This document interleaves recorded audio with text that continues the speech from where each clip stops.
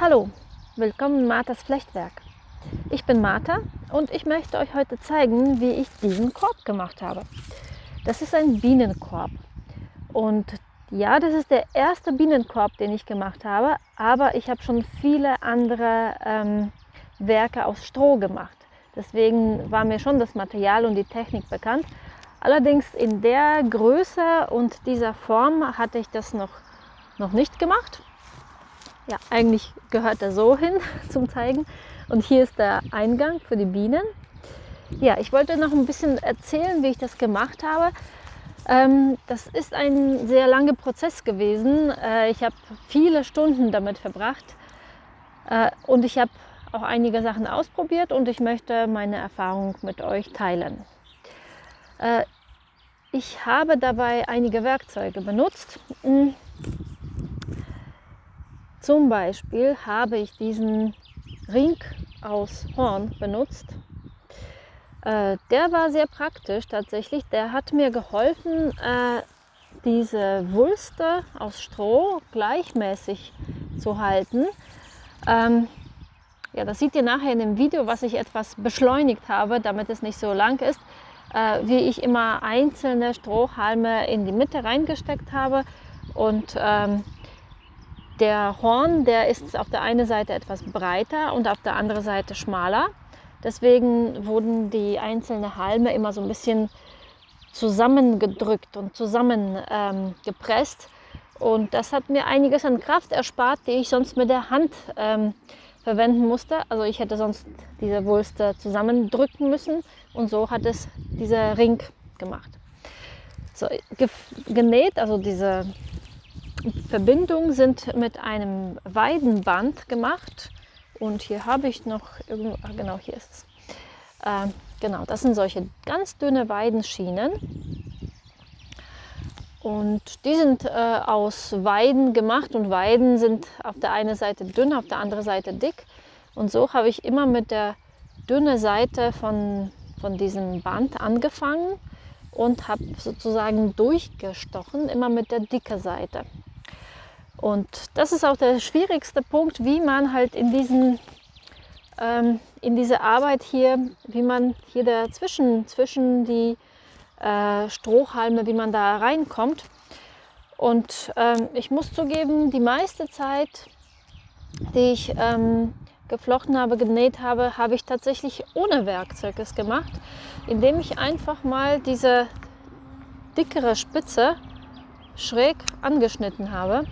So etwa so.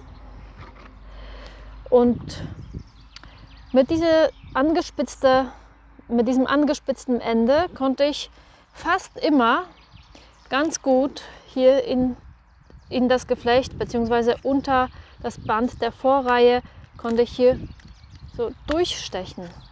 Also es hat nicht immer funktioniert und deswegen habe ich manchmal auch mal mir ein Werkzeug zur Hilfe genommen. Und dafür habe ich entweder mal diesen Hornknochen, diesen Knochen genommen, den zeige ich noch später, oder einfach den einfachen Pfriemen habe ich auch genommen. Das ist mein Knochenwerkzeug. Mit diesem Werkzeug komme ich auch sehr gut in das Geflecht rein. Das sieht so aus, es hat eine Rille in der Mitte. Und es ist relativ spitz vorne und ich kann hier sehr gut in das Geflecht rein und mit dem Ende hier so einführen und auf der anderen Seite wieder rausziehen. Das ist wirklich sehr gutes Werkzeug, habe ich sehr gerne benutzt während der Arbeit, hat mir geholfen, allerdings war es halt nicht immer notwendig. Was ich auch noch habe, ist diese Nadel. Das ist eine Nadel, die speziell dafür gemacht wurde und man kann hier das dicke Ende von dem Weidenband in den Schlitz hier, also die Nadel hat hier so eine Öse, aber die benutze ich nicht und hier in der Mitte ist sie hohl, das ist wie so ein gefaltetes Blech und das kann man hier reinstecken, so tief wie es geht, so. Und so steckt die Nadel drin und so kann ich sie hier immer ganz bequem an jede Stelle reinpieksen und durchziehen. Allerdings muss ich zugeben, ich habe sie nicht so gerne benutzt, weil sie mir manchmal bei dem Hantieren mit dem langen Band ist sie mir immer wieder abgefallen auf der anderen Seite. Deswegen war es mir ein bisschen umständlich und wenn es halt ohne ging, habe ich es ohne gemacht. Aber sicherlich ist es eine gute Hilfe. Ich denke, dabei muss jeder gucken, wie man selber am besten zurechtkommt, mit welchem Werkzeug man am besten klarkommt. Und für mich ging es am schnellsten, wenn ich es ohne Werkzeug gemacht habe und so habe ich die meiste Zeit auch gearbeitet. So, bei dem Korb waren auch einige schwierigere Punkte, die man bedenken muss. Zum Beispiel die Verlängerung. Wenn ein Band zu Ende geht, wenn ich mit dem dicken Ende schon mal die letzten Umdrehungen mache, dann muss ich mal ein neues Band nehmen und neu ansetzen. Und diese Verbindungsstellen sind dann immer ein bisschen kritisch, ein bisschen schwierig. Und das habe ich auch mal im Video genauer gezeigt. Ja, diese Verbindungsstellen, da muss man ein bisschen genauer hingucken. Aber hier ist zum Beispiel so eine. Das sieht dann so aus, also wenn man genauer hinguckt, sieht man die schon. Also man kann sie nicht unsichtbar machen. Also mir war es vor allem wichtig, dass es stabil ist und dass es sich bei Benutzung und Bewegung nicht auseinanderreißt. Und genau, ich denke, da werde ich jetzt nicht groß erzählen, wie man das macht. Am besten schaut ihr im Video mal den Abschnitt, wie man es verlängert. Zum Flechten benutze ich diese Weidenbänder. Die kann man kaufen in dem Flechtbedarfladen, sind aber relativ teuer. Aber da sie sehr leicht sind, ist das sehr ergiebiges Material. Also wenn man 1 Kilo davon kauft, dann ist es schon eine ganze Menge. Ich habe mir vor ein paar Jahren 1 Kilo Bündel bestellt und ja, benutze ich bis heute noch und habe immer noch recht viel davon. Man kann diese Bänder auch selber machen. Dazu gibt es ein schönes Video von Andreas Spira, das verlinke ich hier im Bild. Ist aber recht zeitaufwendig und ja, einfach ist es vielleicht auch nicht, aber ihr werdet mal sehen. Für die Bienen habe ich hier den Eingang gemacht. Ich habe hier etwas weggeschnitten und da nochmal geschnitten, so dass an dieser Stelle die Hälfte von diesem Wulst fehlt. Und die Stelle habe ich dann umwickelt und hier weiter genäht.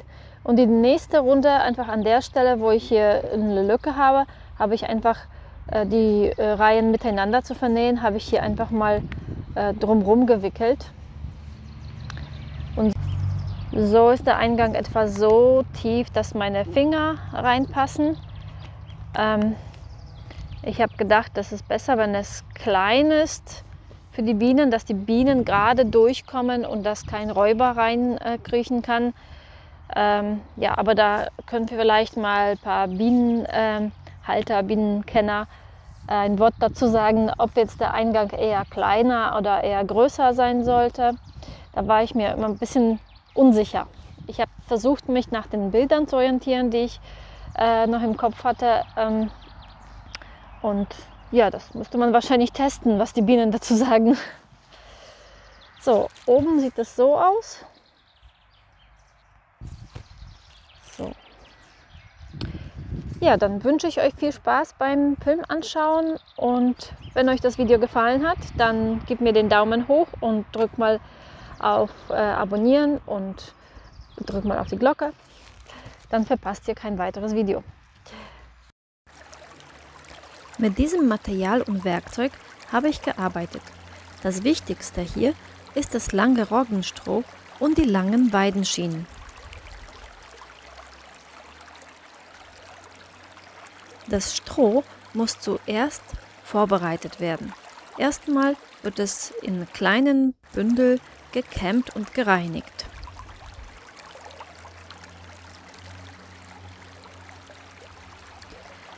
Die Ähren schneide ich ebenfalls ab. Zuerst habe ich das mit der Gartenschere gemacht und später habe ich festgestellt, dass es mit dem Messer noch besser geht. Jetzt nochmal durchkämmen, ausklopfen, ausschütteln und dann kommt das Stroh ins Wasser.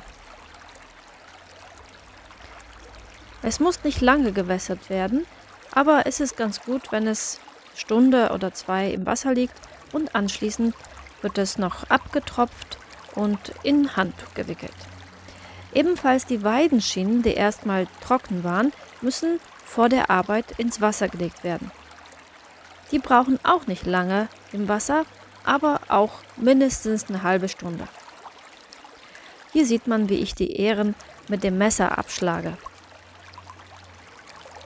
Das gekämmte Stroh sieht richtig schön ordentlich und sauber aus.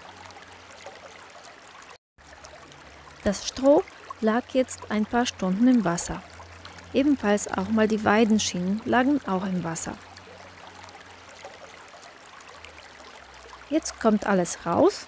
Das Stroh tropfe ich erstmal ab und wickele ich in ein Handtuch. So kann es noch ein bisschen nachziehen.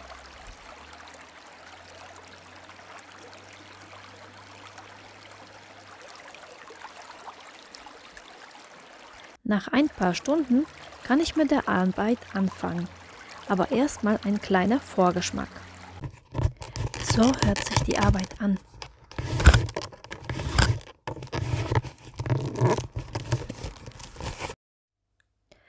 An dieser Stelle zeige ich euch eine der wichtigsten Sachen, die Verlängerung. Ich bin gerade mit einem langen Band fertig. Das dicke Ende verstecke ich jetzt rückwärts in dem Geflecht rein. Ich stecke es mal zurück nach innen. Dann nehme ich ein neues Band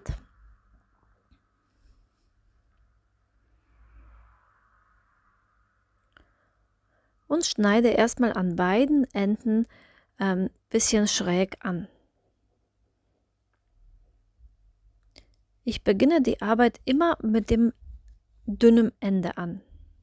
So, das ist das dünne Ende und das ziehe ich erstmal an dem alten Ende vorbei, von innen nach außen und dann nochmal zurück durch das Strohwulst durch und dann ziehe ich an beiden Enden fest, so dass das Ende richtig gut drin verankert ist. Dann nähe ich mal weiter mit dem dicken Ende. Aber jetzt nochmal zurück zum Anfang. Ich nehme meine gewässerte Weidenbänder und nehme den ersten Bündelchen Stroh in die Hand. Der darf nicht zu dick sein. Ich verdrehe und verwickle es so, dass ich daraus erstmal einen Knoten machen kann. Dadurch, dass das Stroh gewässert war, bricht es nicht und es knickt nicht. Knoten machen mit Stroh ist nicht ganz so einfach, aber es klappt schon. Mit ein bisschen drehen und drücken und ziehen.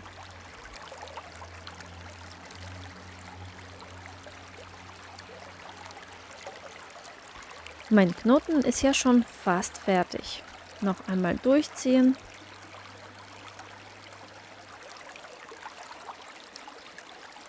Jeder Anfang ist schwer.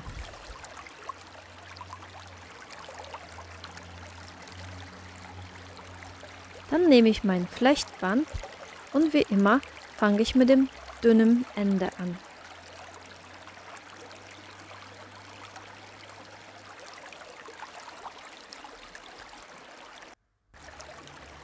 Ich fange immer so an, dass ich mit dem dicken Ende von oben nach unten durchstecken kann.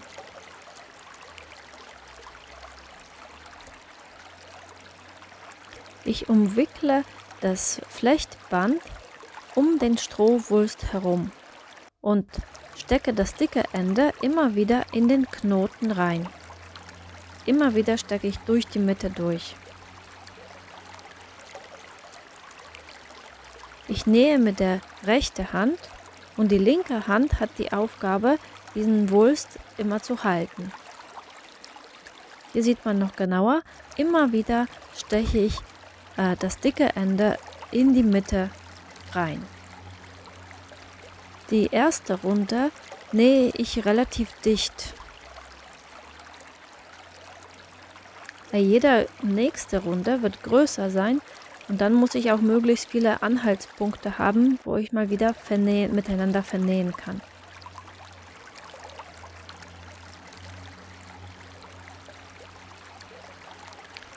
Ab und zu mache ich auch mal einen sogenannten Leerlauf. Also ich wickle einfach nur um den Wulst herum, ohne durch die Mitte zu stechen.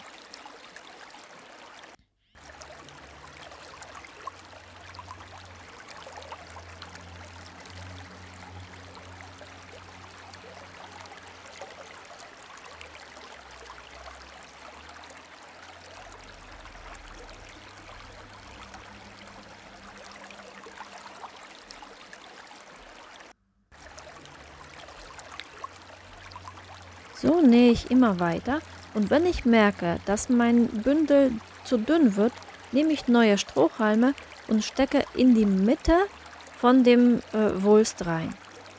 Jetzt habe ich hier ein Werkzeug zur Hand genommen, damit ich besser mit dem Ende reinkomme. Es ist immer gut, wenn das Ende von dem Band angespitzt ist. Das geht natürlich nur mit scharfer Schere.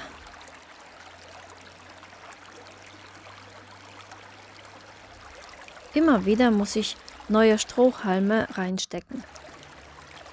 Jetzt kann der Wulst etwas dicker werden. Am Anfang habe ich ihn eher ein bisschen dünner gehalten, damit ich besser um die Ecke komme.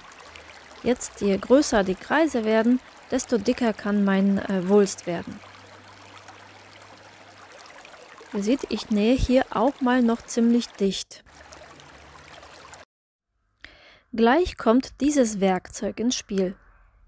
Das ist ein Ring aus dem Horn. Ich benutze hier das Mittelteil.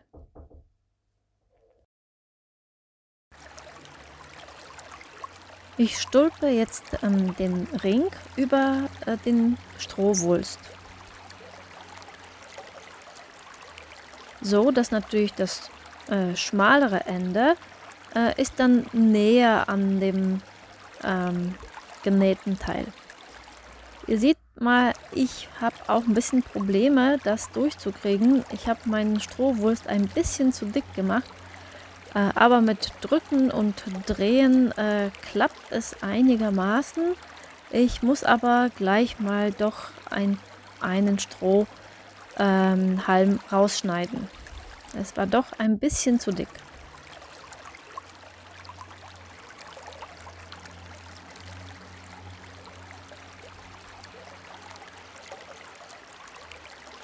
Ab jetzt hilft mir der Ring, einen richtigen Maß zu halten.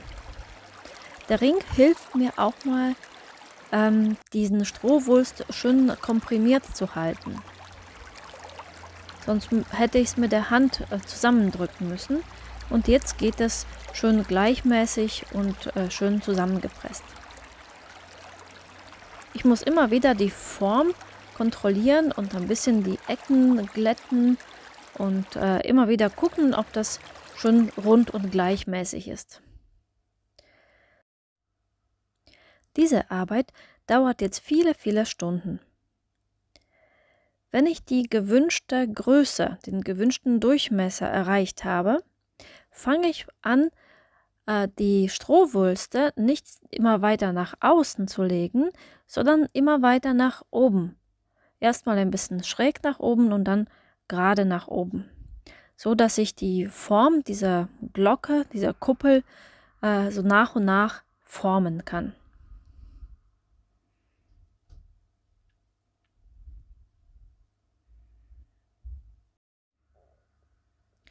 Wichtig dabei ist, diese Form so zu machen, dass man immer von außen auf das Geflecht guckt und nicht von innen. Hier nochmal in einem Echttempo, damit ihr seht, dass diese Arbeit doch nicht so schnell vorangeht. Und hier sieht man noch, gut, wie hilfreich mein Werkzeug war.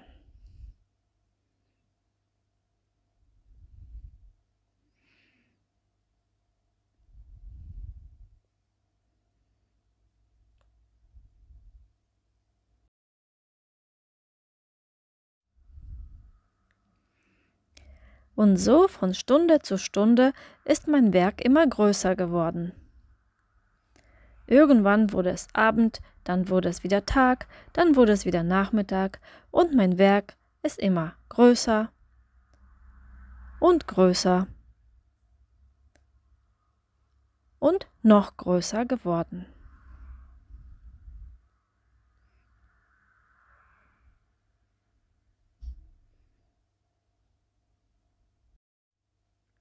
Dann kam endlich der Punkt, an dem ich den Einflugschlitz machen konnte. Ich habe an 2 Stellen einen kleinen Schnitt gemacht und habe die Hälfte von dem Strohwulst weggeschnitten. Und dann habe ich weiter genäht.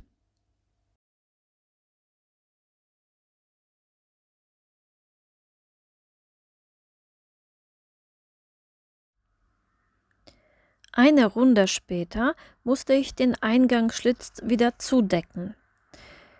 An dieser Stelle, wo ich mit nichts vernähen konnte, habe ich einfach um diesen Strohwulst das Flechtband drumherum gewickelt und erst dann, als ich wieder mal den Anhaltspunkt auf der anderen Seite vom Schlitz hatte, habe ich wieder normal vernäht. Damit diese Stelle noch ein bisschen stärker wird, habe ich dann noch eine Runde drauf genäht. Und ganz zum Schluss habe ich noch bei dem letzten Wulst, bei der letzten Runde, habe ich nochmal rückwärts genäht, so dass die letzte genähte Runde deutlich stärker ist, also stärker vernäht ist, als die Runden davor. Damit der Abschluss auch mal schön gleichmäßig und nicht zu abrupt aussieht, habe ich auch mal allmählich einzelne Strohhalme rausgeschnitten und so ist diese Wulst immer dünner geworden. Ich hoffe, das Video hat euch gefallen. Wenn ja, dann gebt mir den Daumen hoch und abonniert meinen Kanal. Und ich tausche jetzt meinen Hut gegen einen Korb.